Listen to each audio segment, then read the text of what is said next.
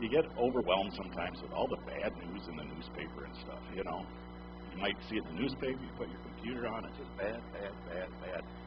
I love celebrating what God is doing. You know what I mean? Sometimes all the bad just overshadows the good, and we forget to celebrate what God's doing. And I think one thing you're going to hear today is the good things that God is doing through the ministry at the Nest. And I hope by the end of today's service, your heart's going to be filled with joy, and you're just going to be celebrating our awesome God and the way He's working through Luke and Cristal and their ministry at the Nest. So I'm going to invite them to come today. Let's welcome them to Discovery.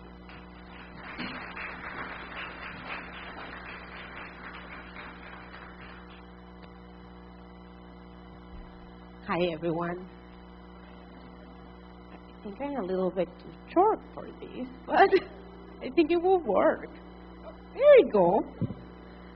Hi, well, my name is Cristal McClain, like Pastor Wen says, and Luke and I are just so excited to be here with you guys today. Can you guys hear me good? Okay, that's good. So before I start and talk a little bit more about what we talk at the Embracing Hope Banquet, I wanted to give you guys a little bit about ourselves. So we're the McClains, and we work with an organization called Youth with a Mission, and the Nest is part of this organization. For short, we call it Y1. And Y1 is an international, interdenominational mission organization which the goal is to know God and to make Him known to everyone. And that goes from, like, people in Africa to the single mom in the corner. Like, it just goes to everyone. Luke and I have been part of Y1 for the last 12 years. We currently are the directors of the organization. Can you go to the next slide? Yes, and this is kind of like a little nifty thing to understand Y1. So we have training schools, and we also have 3 ministries, and one of those ministries is the Nest Maternity Home, which I do primarily. So during this time, we have been doing kind of like training schools, and we have done Kids Against Hunger, which we have just packed our 2 million meals to send everyone. It's very similar to Feed My Starving Children, so that has been an exciting thing for us. For Mission Adventures, our program, we have sent people everywhere, and also with our training schools to the Philippines, to Ecuador, Mexico, Peru, Belize, Spain, across the U.S., you name it. You can move, yes. So that's where we have sent teams this year. You can go to the next one. Yes, with the Nest, we have served 3 moms and 5 kids in the last year. And currently, we have 1 mom and 2 children, very cute ones there right now. With Kids Against Hunger, like I say, we have packed our 2 million meal, which we're super excited for that. And then there are some pictures of the schools that we have been able to minister. So can you go to the next slide, please? So we have been able to do a leadership training course this year that really helped us. Also, like teaching in different schools and traveling these past 12 months to different places. So these are just some of the people that we have trained and sent to the nations.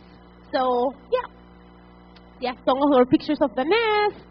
And then, can you go one more? Okay, so now that's kind of was the introduction. And now I just want to share you guys a little bit of what I shared at the Nest Banquet. Like I told everybody, I am here to talk about opportunities. How many of you have had an opportunity in your life? Like a good or a bad opportunity? Like everyone. Like opportunities is like a very, it's part of life. You know, life presents us with opportunities all the time.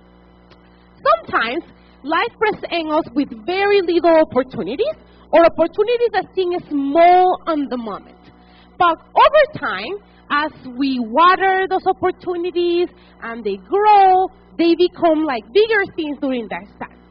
This kind of remind me, can you put the next slide, of little seeds on the spring. You know, we all have these little packets of seeds that we plant, and we have flowers and vegetables grow out of there.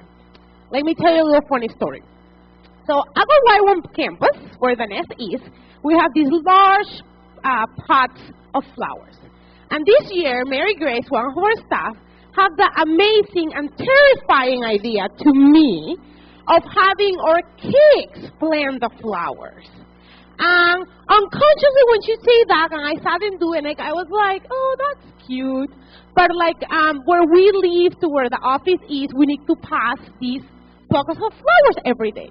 And I think unconsciously, every time I passed through those flowers, I was like, silly Mary Grace, those flowers are not going to grow. Like those children. Do you see that little child over there with a Mickey? That was mine. He was like monkeying around the whole time they were planting. So I have this disbelief on my heart that these six were ever going to grow. But around, was it probably like a month or two ago, I walked to my office in the morning, and all of a sudden I look and boom.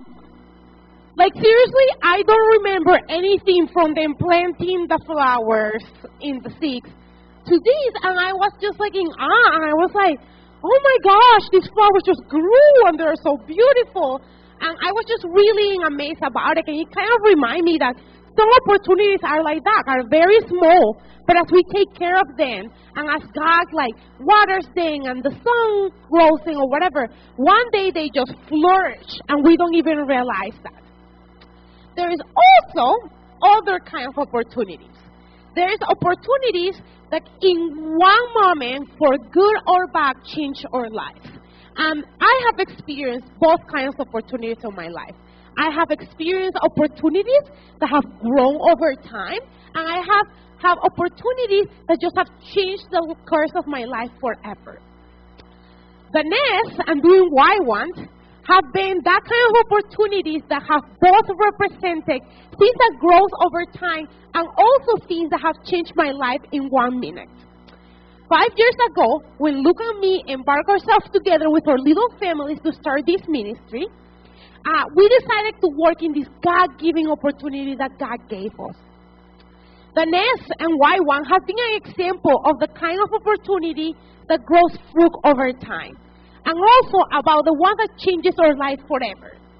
And as I reflected on the many opportunities that Ness and why one has brought into my life, opportunities to welcome completely strangers into my home, and now the home of the Larsons, which is the new house parents. Opportunity to grow my heart in ways that I never thought it would be possible. Opportunities to experience heartbreak with those who we are called to serve. Opportunities to make our table longer and invite more people on it. Opportunities to celebrate many birthdays, accomplishments, and little and big victories. Opportunities to see God do His thing and see His light shine in the darkest places in the most unexpected moments.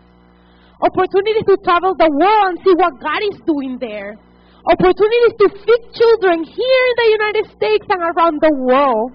Opportunities to train young people to go and be God's light all over the world. We have never had the guarantee of what the total outcome of my opportunity is going to be. When we decide to walk into and take an opportunity, we never know what is the end going to be. But I think about the outcome of opportunity of loving others and welcoming them into our home and into our Y1 community. In my life, I am reminded of the last part of 1 Corinthians 13 through 13.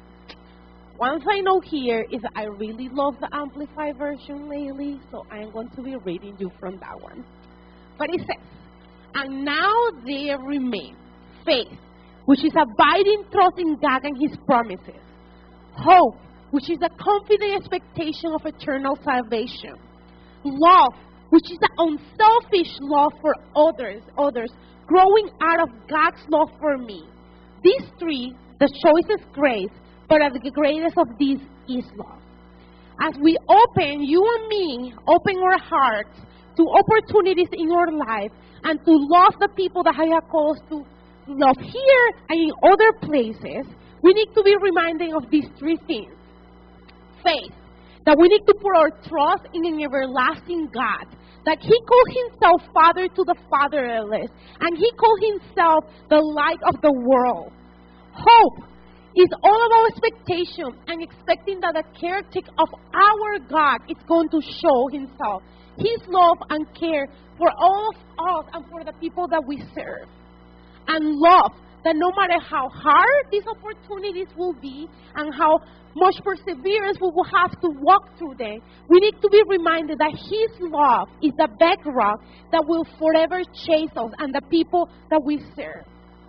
Today, I want to encourage you guys that no matter what opportunities you guys have in your life, even if there are little opportunities or big opportunities, and I don't know what you need. Maybe you need faith, or maybe you need hope, or maybe you need love, or maybe you need the three of them. To know that God will be there for you, giving you what you need to continue to walk in this God-given opportunity that he presents to you every day. So thank you so much, and I am going to invite Luke now, that he's going to just share a little bit more, and then we're going to be done.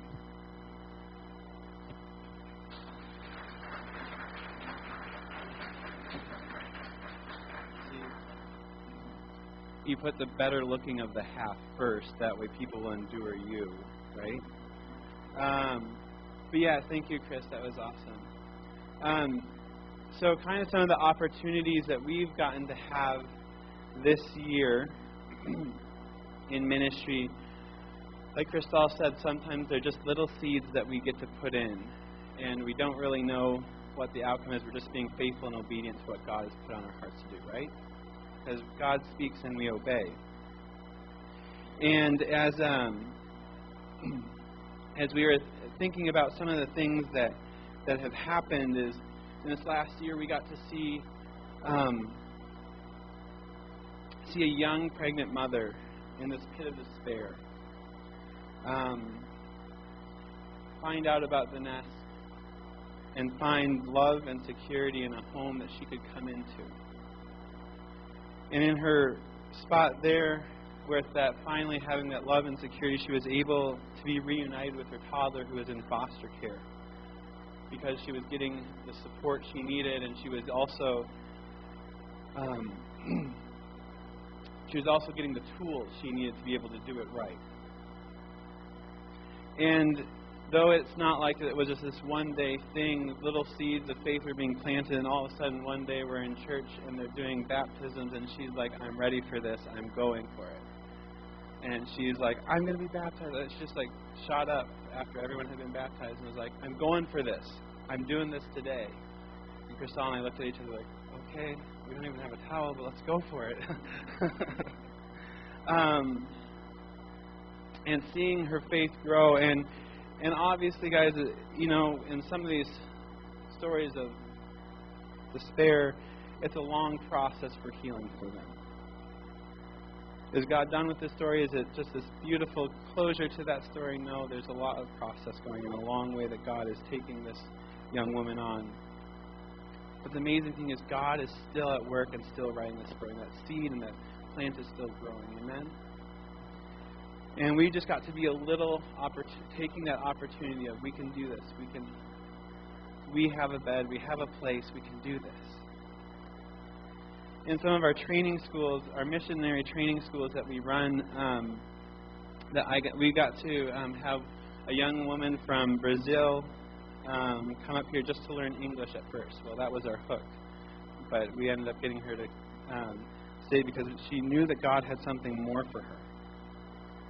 And we got to walk alongside of her as she was discovering what God was calling her to do, and help develop what her ministry strategy is and was going to be. And currently she travels all around her home country of Brazil, leading a children's ministry for impoverished children. And these are just some just little opportunities that we got to be a part of. A cool one is, now that we've been in ministry for 12 years, we're starting to see some of the more long-term things. Like back when we first started leading these little short-term mission trips for youth groups, we were working with a Korean church out of Chicago, and it was one of the first times I got to share in front of this youth group of something I can't even remember. I think I was talking on holiness or something like that. And this last summer, the person who was the youth pastor, I looked at him and was like, you look really familiar. I don't know why, though, but he's like, you shared when I was in youth group here, when I came here, and you talked about this. And I remember the stories you shared. Like, thank you so much for doing that. And I was like, okay, thank you. I don't even really remember what I shared, but thank you. Not, like Cristal said, not every one of our stories are opportunities, the seeds that we plant. Do we get to see this beautiful outcome or this beautiful flower come? But we trust God that He's doing the work, right? And I was reflecting as we were preparing for this, just some of the opportunities that I've had. And what really came to that is I'm just so thankful for this community. Many of you have known me my whole life. Many of you taught me in Sunday school, or maybe bullied me or threw me around off things at family camp.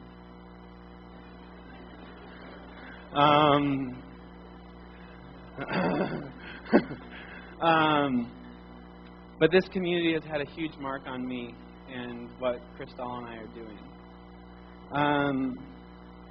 Many of you have been just so instrumental in Cristal's and in my life.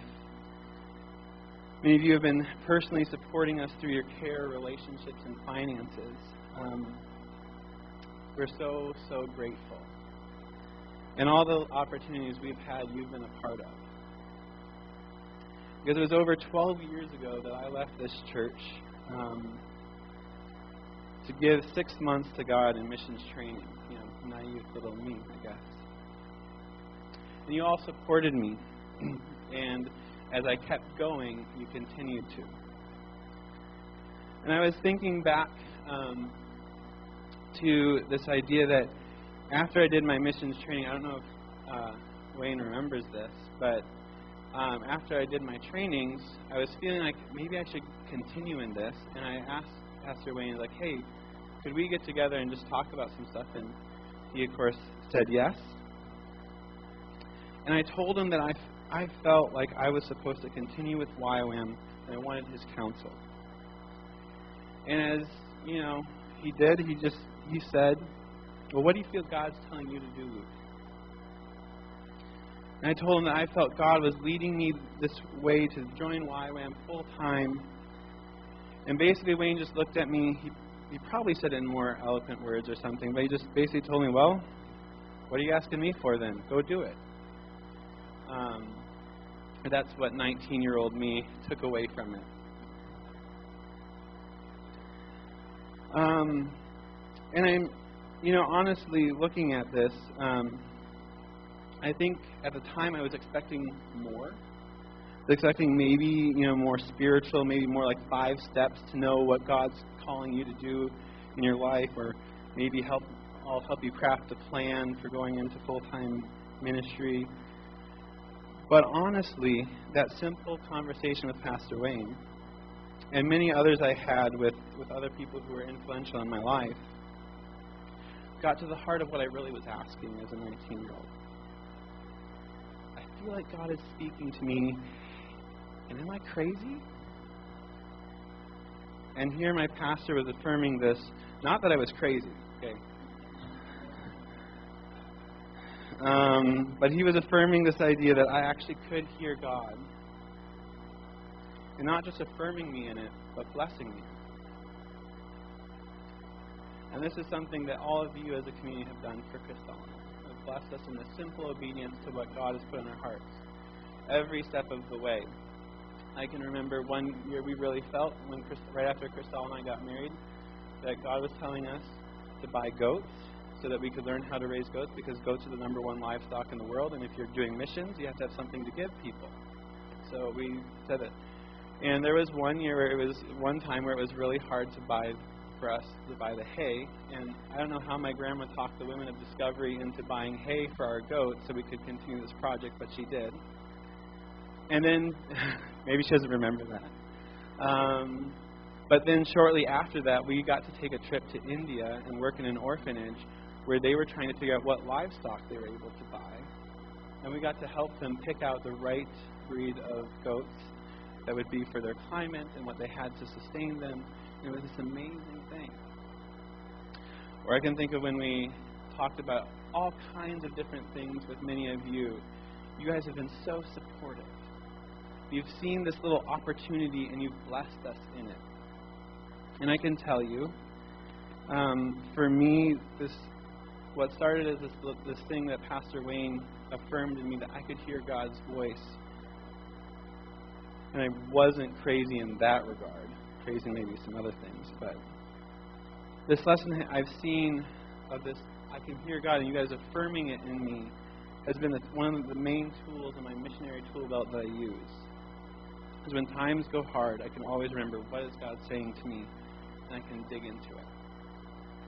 And now I get to take this lesson that I learned here in this church and pass it on to young people.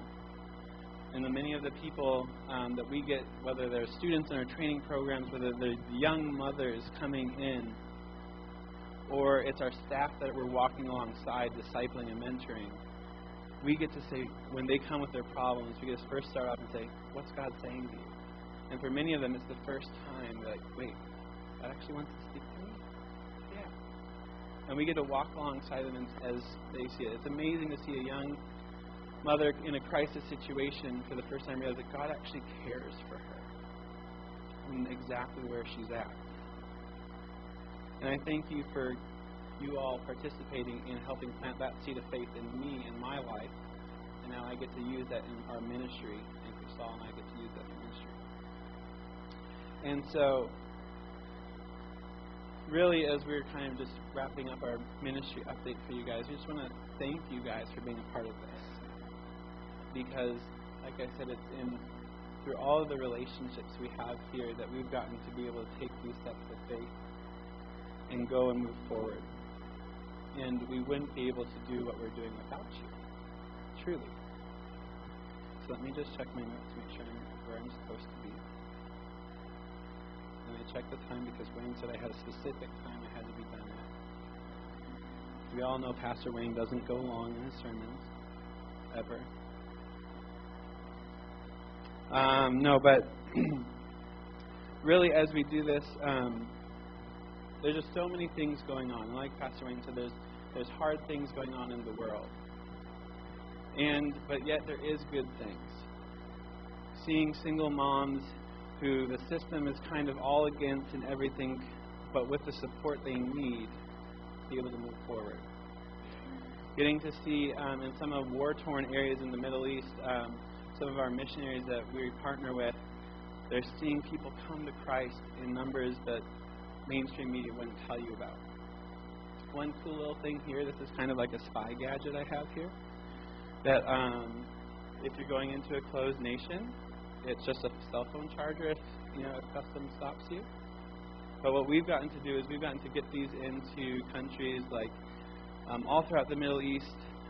We have them in Arabic, we have them in Chinese, we have them, this one is in Spanish and Purépecha. But what this does is it allows our missionaries that we're sending into these countries to set up a mobile Wi-Fi hotspot that has the gospel in their language and the Jesus film in their language. So when they get to customs, they can't have a Bible in their suitcase or anything. They can have it on their phone, but not in their suitcase. But and they check and they say, "What's this?" "Oh, it's a cell phone charger," which it really is. So we're not lying. And if they turn it on one way, it would just turn on as a cell phone charger. It looks like that. But if you push multiple buttons together and hold them for a specific amount of time, it becomes this amazing tool in our equipment that we have to share. And what we've gotten to do is we've gotten to partner with a ministry that makes these, and we're sending these in all throughout the Middle East now, and with our partners that are doing awesome things, going into countries that many of us think of like, oh, there can't be anything good happening there. But I'm here to tell you that no, there is. God's kingdom is advancing. People are accepting the good news of Jesus Christ, and they believe. Isn't that amazing? And it's happening, like Cristal said, in Eastern Africa. It's happening in the Middle East.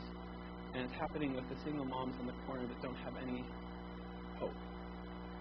But the good news is that Jesus is our hope. And it's a hope that doesn't disappoint. Amen? So let's pray. Father God, we thank you so much for who you are, and that you deserve all glory and honor. And we thank you that we get to partner with you. And whatever we do, we get to take these little opportunities that you give us and be faithful with them. And so, God, help us be faithful in everything that you give us and make the most of all the opportunities. In Jesus' name, amen.